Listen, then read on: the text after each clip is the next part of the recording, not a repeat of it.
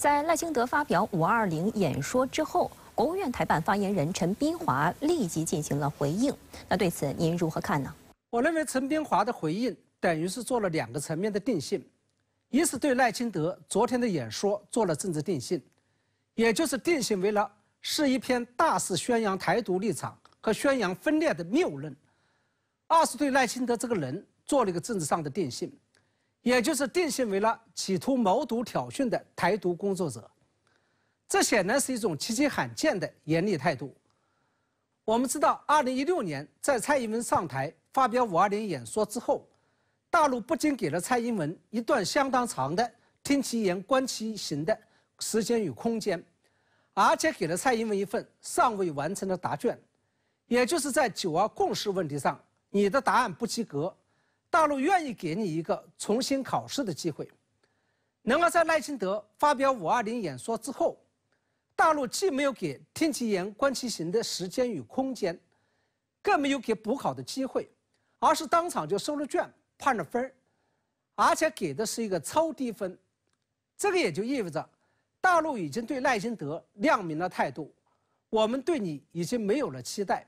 我们跟你也没得谈了，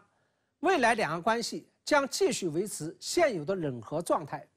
两岸官方与半官方的交流渠道将持续中断。而除了国台办的定性之外，通过分析昨天的演说，我本人对赖清德还有另外一个定性，也就是我基本上确认赖清德还是一个为达目的不择手段的政治激进分子和政治极端分子。这主要体现在，一是赖清德居然在就职第1天这么重要的演说中，就公然宣扬台独和变相台独，这显然是在公然践踏岛内的基本法律和制度，同时也是在公然践踏法治。第二是，赖清德在演说中居然还公开讲出了一段让人感到不寒而栗，甚至是杀气腾腾的话，也就是要求台湾的每一个老百姓、每一个政党都要跟着他们一块搞台独。这就等于是把赖清德自己经常挂在嘴上的民主与自由的价值给踩在了脚底下了。可以肯定，赖清德的这种激进与极端的政治性格，接下来不仅会将两岸关系与台海局势带入僵局，而且会将岛内政治也带入僵局。我们看到，在岛内举行520就职仪式期间，一部分美国政客出席了会议；而在赖清德发表520演说之后，美国国务卿还表达了所谓的祝贺之意。对此，您又怎么看呢？我想提醒大家注意的是，在赖清德的参选与当选，尤其是在赖清德发表520演说问题上，拜登政府的态度似乎是出现了一个非常明显的变化。我们知道，在务实台独工作者赖清德参选期间，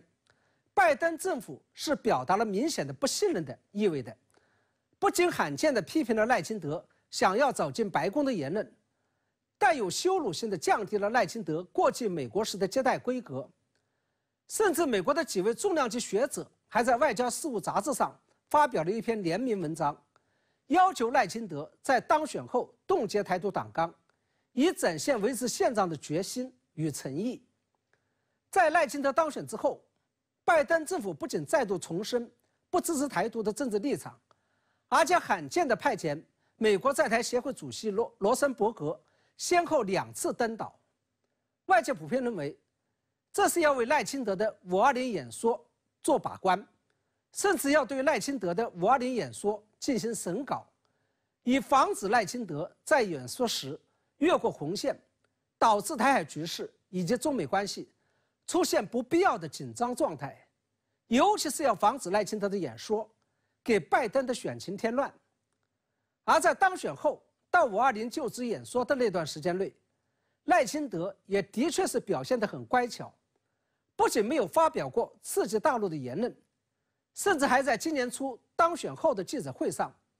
表明将依据岛内的基本法律与制度，维持两岸关系现状。而在4月底，赖清德更是公开喊话大陆，要重视、珍惜彼此的所谓善意，由两岸执政党负责任地开展良性对话。除此之外，赖清德甚至还罕见地透过民进党大陆事务部主任放话称，民进党的台独党纲已经是一份历史性文件，然而最终赖清德却发表了一份远比李登辉、陈水扁、蔡英文的就职演说都还要激进的演说，以闪烁其词的方式亮明了自己的台独立场。对此，拜登政府不仅没有表达遗憾与反对，甚至还让国务卿布林肯对赖清德的就职演说表示了祝贺，并期待未来与赖清德一道促进共享的利益和价值观。那么，赖清德为什么敢于发表这样一份极具挑衅性的台独宣言？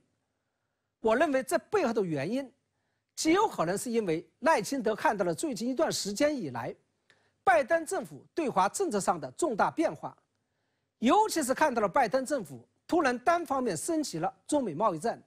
也就是对中国大陆产的新3样电动车、锂电池和光伏产品加征了巨额的关税。而拜登政府的对华政策以及对待赖清德当选和发表就职演说的态度，为什么会出现如此重大转变？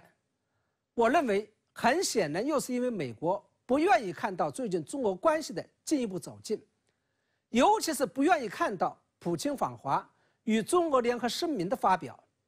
也就是说，拜登政府是因为吃了中俄关系的醋，